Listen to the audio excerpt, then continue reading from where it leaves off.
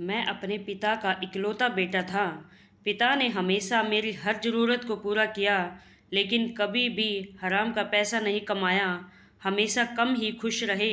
जब मृत्यु का समय करीब आया तो पिता ने अपने पास बुलाकर कहा कि बेटा राम, मेरे पास धन संपत्ति नहीं है कि मैं तुम्हें विरासत में दूं, पर मैंने जीवन भर सच्चाई और प्रामाणिकता से काम किया है, तो मैं तुम्हें आशीर्वाद देता हूँ कि तुम जीवन में बहुत सुखी रहोगे और धूल को भी हाथ लगाओगे तो वह सोना बन जाएगी। बेटे ने सिर झुकाकर पिताजी के पैर छुए।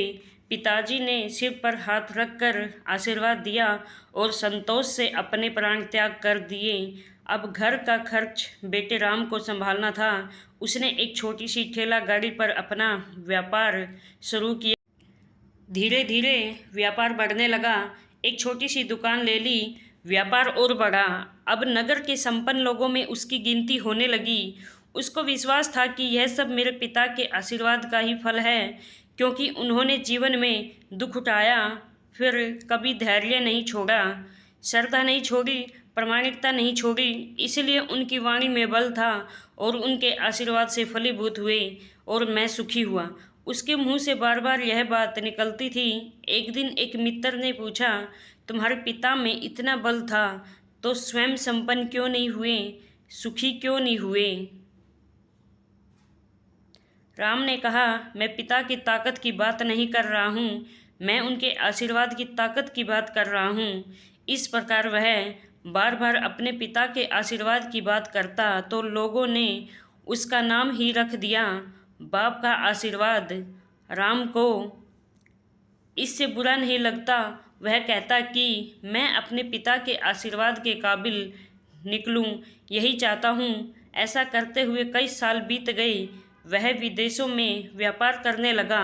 जहां भी व्यापार करता उसे बहुत लाभ होता। एक बार उसके मन में आया कि मुझे लाभ ही लाभ होता है, तो मैं एक बार नुकसान का अनुभव करूं। तो उसने अपने एक मित्र से पूछा कि ऐसा व्यापार बताओ कि जिसमें मुझे नुकसान हो। मित्र को लगा कि इसको अपनी सफलता का और पैसों का घमंड आ गया है। इसका घमंड दूर करने के लिए इसको ऐसा धंधा बताऊं कि इसको नुकसान ही नुकसान हो। तो उसने उसको बताया कि तुम भारत में लौंग खरीदो और जहाज में भरकर अफ्रीका के जंजीबार में जाकर बेचो। राम को यह बात ठीक लगी।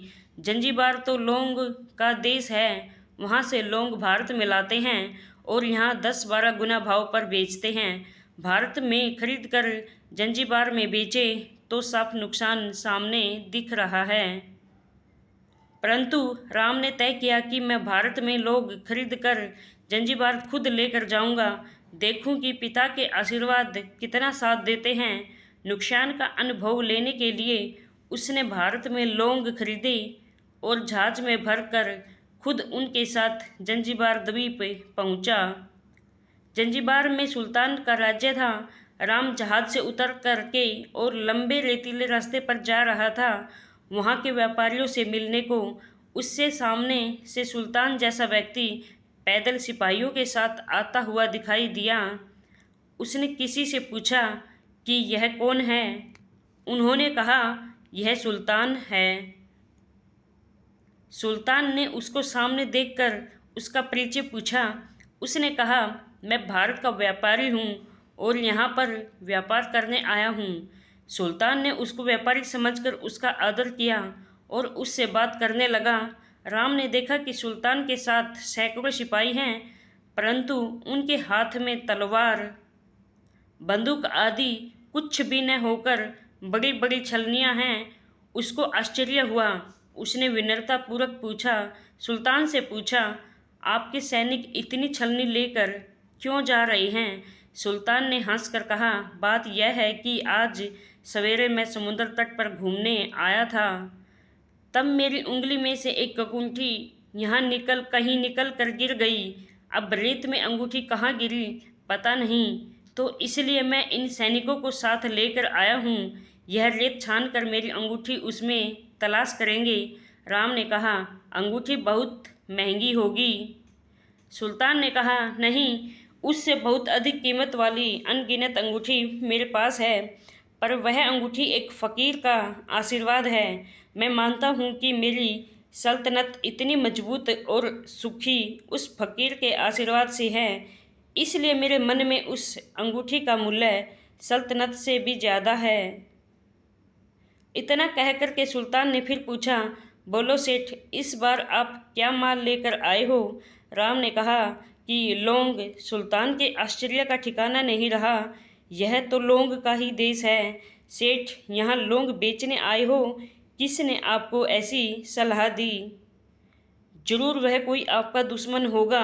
यहाँ तो एक पैसे में मुट्ठी भर लौंग मिलते हैं। यहाँ लौंग को कौन खरीदेगा और तुम क्या कमाओगे? राम ने कहा, मुझे यही देखना है कि यहाँ भी मुनाफा होता है या नहीं। मेरे पिता के आशीर्वाद से आज तक मैंने जो धंधा किया है उसमें मुनाफा ही मुनाफा हुआ है, तो अब मैं देखना चाहता हूँ कि उनके आशीर्वाद यहाँ भी फलते हैं या नहीं। सुल्तान ने पूछा, पिता के आशीर्वाद, इसका क्या मतलब है? राम ने कहा, मेरे पिता सारे जीवन ईमानदार और प्रामाणिकता से काम करते रहे, परंतु धन नहीं कमा सके। उन्होंने मरते समय मुझे भगवान का नाम लेकर मेरे सिर पर हाथ रख कर आशीर्वाद दिए थे कि तेरे हाथ में धूल भी सोना बन जाएगी। ऐसा बोलते बोलते धर्मपाल नीचे झुका और जमीन की रेत में से एक मुट्ठी भर और सम्राट सुल्तान के सामने मुट्ठी खोलकर उंगलियों के बीच में से रेत नीचे गिराई तो राम और सुल्तान दोनों का आश्चर्य का पार नहीं रहा। उसके हाथ में एक हरे जड़ित अंगूठी थी। यह वही सुल्तान की हुई अंगूठी थी। अंगूठी देखकर सुल्तान बहुत प्रसन्न हो गया।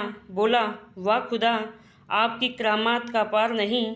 आप पिता के आशीर्वाद को सच्चा करते हो। राम ने कहा, फ़कीर के आशीर्वाद को भी वही परमात्मा सच्चा करता है। सुल्तान और खुश हुआ, राम को गले लगाया और कहा, मांग सेठ, आज तू जो मांगेगा मैं दूंगा। राम ने कहा, आप 100 वर्ष तक जीवित रहो और प्रजा का अच्छी तरह से पालन करो। प्रजा सुखी रहे, इसके अलावा मुझे कुछ नहीं चाहिए। सुल्तान और अधिक प्रसन्न हो गया। उसने कहा, सेठ, तुम्हारा सारा माल मैं आज खरीदता हूँ और तुम्हारी मुँह मांगी कीमत दूंगा। राम बहुत खुश हुआ क्योंकि पिता का आशीर्वाद है। इस कहानी से शिक्षा मिलती है कि पिता के आशीर्वाद हो तो दुनिया की कोई ताकत कहीं भी तुम्हें पराजित नहीं होने देगी। पिता और माता की सेवा का फल निश्चित रूप से मिलता है। आशीर्वाद जैसी और कोई संपत्ति नहीं है। बालक के मन को जानने वाली माँ और भविष्य को संवारने वाले पिता, यही दुनिया के 2 महान ज्योतिषी हैं। और अपने बुजुर्गों का सम्मान करें, यही भगवान की सबसे बड़ी सेवा है। कोशिश करें कभी आपकी वजह से माँ बाप की आंखों में आंसू ना आए।